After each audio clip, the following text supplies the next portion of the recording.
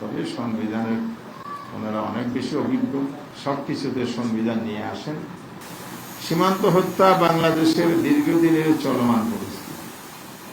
তবে বর্তমান সরকারের আমলে সীমান্ত হত্যার যে চিত্র আমাদের সামনে আছে, এটা আমাদের স্বাধীনতার সার্বভৌমত্বের জন্য মারাত্মক একটা হুমকি।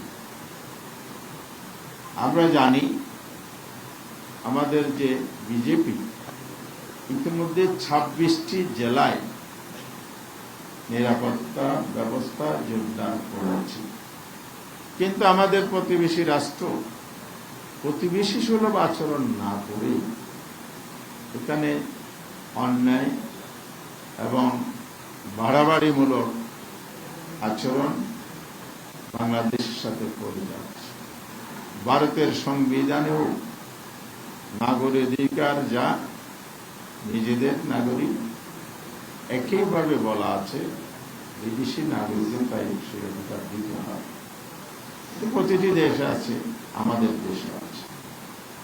যদি মনে হয় ভিন দেশের কোন নাগরিক তার দেশে অবস্থান করছে, সে যদি অন্যায়ভাবে অবস্থান করে তার বিরুদ্ধে আইনানুগ ব্যবস্থা নিতে পারে।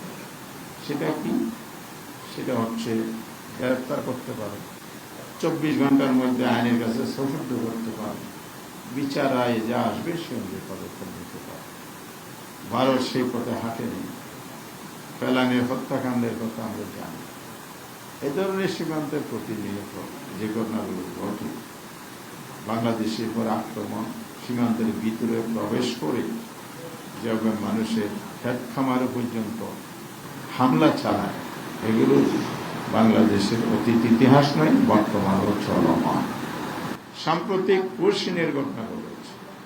তারা বলে যে ভারতের ডিকশনারিতে পশ্চিম বলতে কিছু নাই।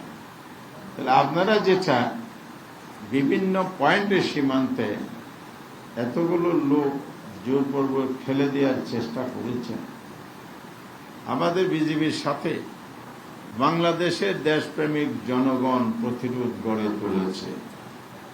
তারা যদি ঐক্যবদ্ধ প্রতিরোধ গড়ে না তুলত, তাই এতদিনে ভারত তাদের দেশের অনেক নাগরিককে বা তাদের দেশে বসবাসকারী অনেক লোককে বাংলাদেশকে ফেলে দিয়ে পশ্চিমের ব্যবস্থা করত, এবং ইতিমধ্যে কিছু কিছু জায়গায় পশ্চিম হয়েছে।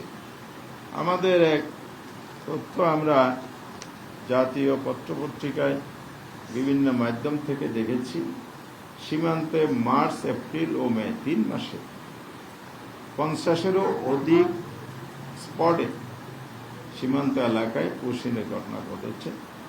সেখানে 2479 জনকে পশ্চিম করার চেষ্টা হয়েছে।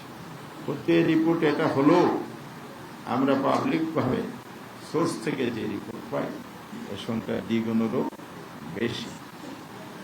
এবং ইতিমধ্যে এই 100 দিন বিএনপির শাসনকালে 19 জন নিরীহ বাংলাদেশি মানুষ ভারতীয় বাহিনীর বিএসএফ এর গুলিতে নিহত হয়। গুলিবিদ্ধ হয়ে আহত হয়েছে 24 জন।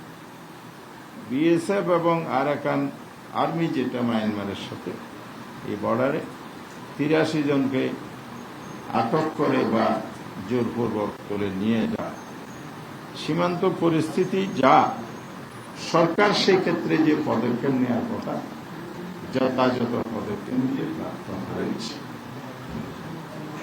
কারণ আমাদের মাননীয় স্বরাষ্ট্রমন্ত্রী যেভাবে কথা বলেছেন যে সীমান্তে যদি অপরাধজনিত কারণে কারো উপর আক্রমণ হয়, হামলা হয়, গুলি করা হয়, হত্যা করা হয়, এটাকে বর্ডার কিলিং বলা যাবে না।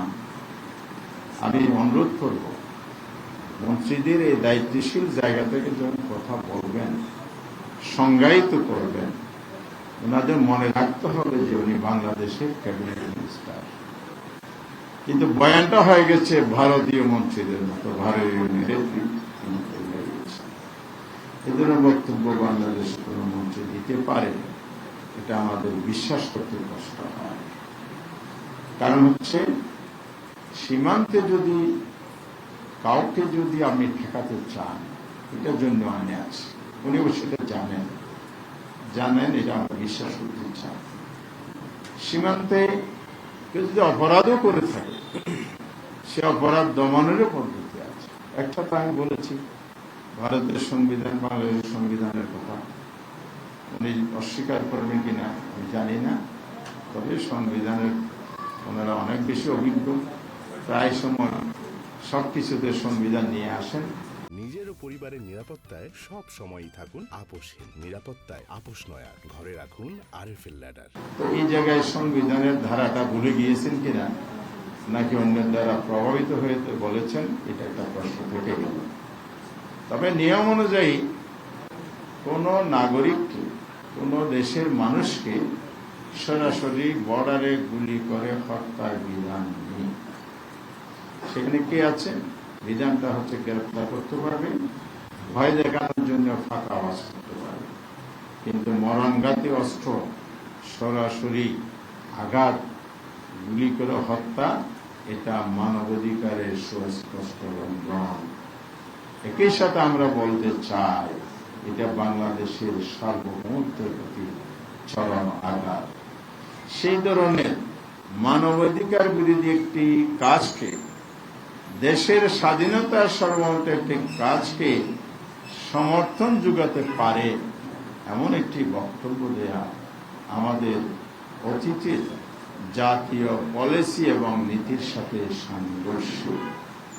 আমি অনুরোধ করব, বাংলাদেশ সরকারের দায়িত্বপ্রাপ্ত যারাই যে জায়গায় আছেন, ওনাদের সংবিধানের বিরুদ্ধে, বাংলাদেশের অতি নীতির বিরুদ্ধে অবস্থান নিয়ে ভিন দেশের স্বার্থ চরিতার্থ অবচেষ্টা না চালায়। সেটা যদি হয়ে থাকে, তাহলে ভারতীয় বিএসএফ আরো বেশি উৎসাহিত হবে, বাংলাদেশের ক্ষয়ক্ষতি বৃদ্ধি করবে। সেই জায়গায় জনগণ অবশ্যই এর বিরুদ্ধে একটি শক্তিশালী অবস্থানের বাধ্য হবে। প্রিয় বন্ধুরা আমার, এজন্য আমরা বাংলাদেশের জনগণকে সাথে নিয়ে যে কোনো মূল্যে দেশের স্বাধীনতার সার্বভৌমত্ব রক্ষার জন্য আপোষহীন ছিলাম, থাকব ইনশাআল্লাহ। যে কোনো মূল্যে আমরা এই প্রশ্নের চেষ্টা প্রতিহত করব ইনশাআল্লাহ। এই ব্যাপারে সরকারের ভূমিকা আরো কার্যকর করব, আন্তরিকভাবে মুখে রাখো।